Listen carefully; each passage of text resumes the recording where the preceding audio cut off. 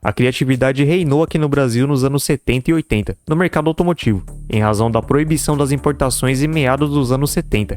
Ou seja, ninguém podia exportar carros fabricados e vendidos lá no exterior, nem mesmo as marcas consolidadas aqui, que por sua vez eram somente 4, sendo elas a Volkswagen, Fiat, Ford e Chevrolet, o que limitava muito as ofertas, já que elas podiam vender apenas carros que fossem fabricados aqui no Brasil, e se alguém quisesse comprar um carro mais diferenciado ou exclusivo, não tinha opções. E foi aí que brilhou a criatividade dos brasileiros. Surgiram várias empresas e concessionárias, especializadas em transformar versões comuns de carros vendidos aqui em modelos exclusivos que muitas vezes nem a própria montadora pensou em lançar, criando verdadeiras raridades e modelos bem curiosos. Já na época esses carros eram bem raros, hoje em dia então é praticamente impossível ver um nas ruas, conservados ou não. Mas você conhece alguma dessas versões raríssimas lançadas lá nos anos 70 e 80? É isso que você vai ver nesse vídeo.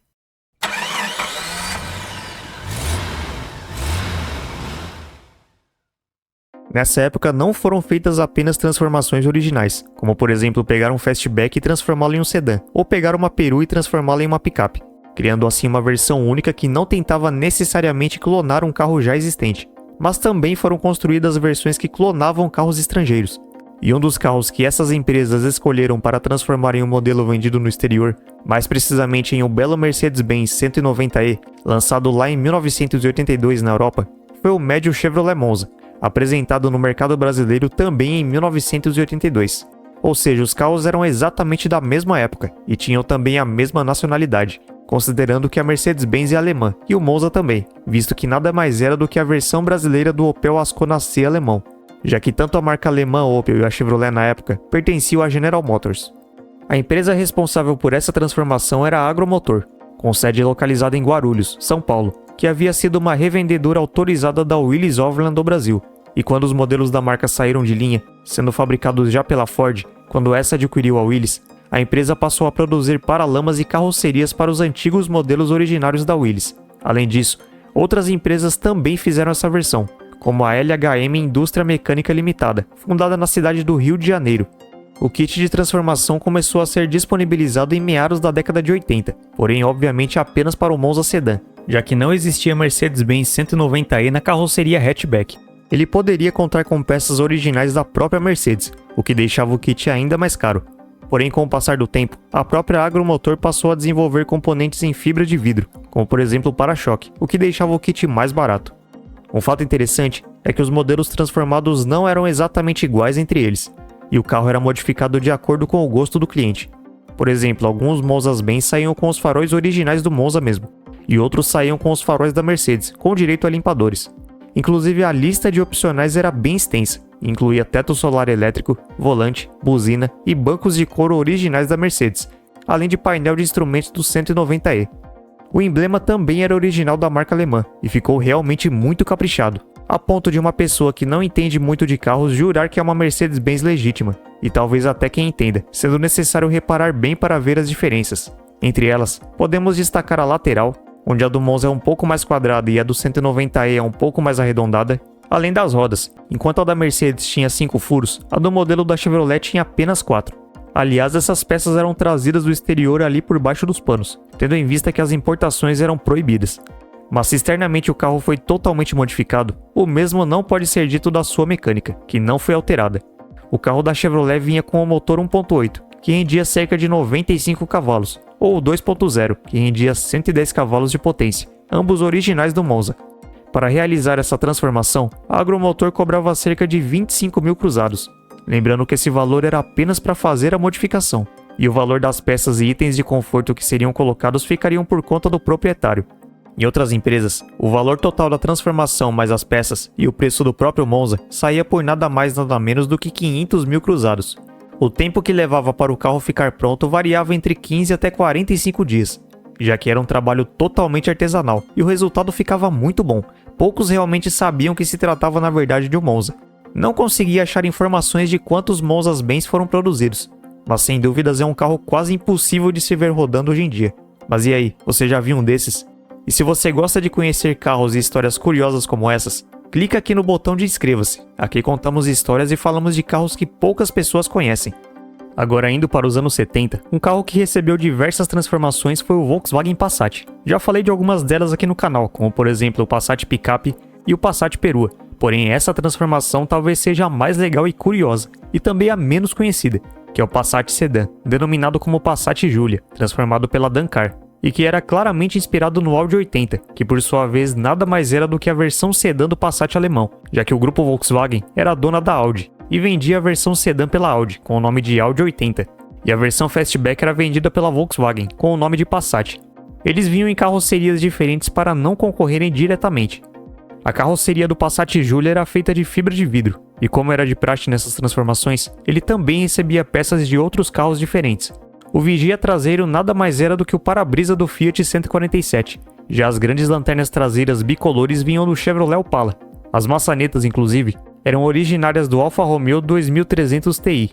Alguns inclusive receberam o emblema da Audi, que ficava localizado na grade dianteira. Ele foi produzido tanto com a dianteira do Passat de 1979, com faróis retangulares, que durou até 1982, quanto com a frente do Passat pós-82, com 4 faróis quadrados. E assim como o Monza-Benz, o Passat Giulia também não recebeu modificações no motor, que era o mesmo do modelo comum. No interior, a Dakar manteve todos os itens do Passat original, incluindo os bancos, com exceção do volante e painel, que por sua vez foi modificado para abrigar marcadores extras, o tornando mais completo, e o espaço interno era exatamente o mesmo.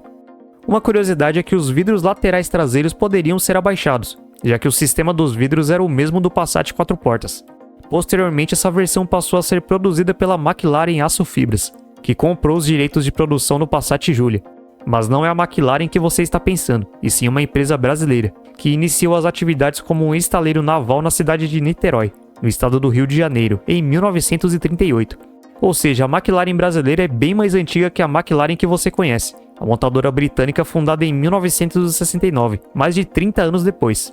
Muitos desses modelos viraram sucata, e os pouquíssimos que existem estão na mão de colecionadores. E você conhecia essa versão? Deixe aqui nos comentários. Outra transformação bem interessante feita em um Volkswagen é a versão picape da Variant. Sim, existia uma versão picape da Variant lançada lá nos anos 70, e ela era feita por uma concessionária autorizada da Puma, chamada de Lemos Brentar.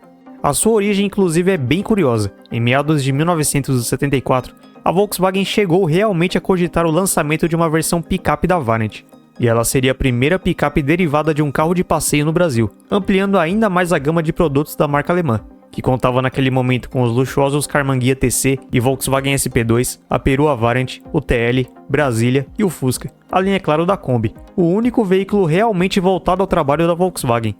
Revistas da época chegaram a afirmar que a Variant Picape seria lançada, porém ainda não se sabia quando. Haviam até projeções de como esse utilitário seria, como você pode ver aí nessas imagens, mas acabou que ela jamais foi lançada de forma oficial. Mas isso não impediu que fossem feitas versões extraoficiais dela, como é o caso do modelo da Lemos Brentar, que convenhamos fez um excelente trabalho. Como podemos ver, a sua dianteira era pintada na cor preta e trazia faróis auxiliares redondos, além de rodas exclusivas. Claramente não era um utilitário voltado para o trabalho, até porque podemos supor que o seu preço seria bem alto, já que essas modificações eram feitas de forma artesanal e sob encomenda, sendo mais voltado ao lazer e ser usada no fim de semana. Outra coisa que podemos observar é que o assoalho da caçamba é bem alto, e a sua capacidade de carga não deveria ser muito boa. Agora, essa outra transformação de uma Variant frente alta picape, na cor vermelha, que está no site Essa Valeu Uma Foto, também ficou muito interessante, porém não há informações se ela foi feita pela Lemos Brentar ou outra empresa. A única informação que temos é que é uma Variant 1970. Um detalhe é que ela não tem as setas dianteiras iguais aos dos modelos da linha 1600 frente alta. Os pequenos piscas que não são originais do carro foram alojados na parte de trás dos paralamas dianteiros. Uma pena a Volkswagen nunca realmente ter lançado esse carro. Tinha muito potencial. Vendo essas imagens dessas transformações, parece que é original de fábrica. Além dessas transformações feitas por empresas, há várias e várias feitas em fundo de garagem. Outro modelo bem interessante também feito nos anos 70 foi uma versão furgão do Fusca, pela empresa Carioca Procar, que produzia acessórios para carros, mas também produziu esse kit curioso que transformava o Fusca em um furgão. Essa versão era chamada de minivan e a carroceria era feita inteiramente em fibra de vidro e contava com para-choques modificados, 4 lanternas traseiras redondas e 2 portas traseiras que se abriam para os lados. As entradas de ar passaram a ficar nos paralamas traseiros e, como opcional, esse Fusca minivan podia vir com janelas laterais traseiras e paralamas um pouco mais largos. Para instalar o kit, era necessário cortar a carroceria a partir da coluna B, para enxertar a carroceria de fibra de vidro, e ele podia levar até cerca de 480 kg, visto que o carro havia ficado mais leve em razão da fibra de vidro, e o espaço destinado a cargas era de aproximadamente 1.800 litros.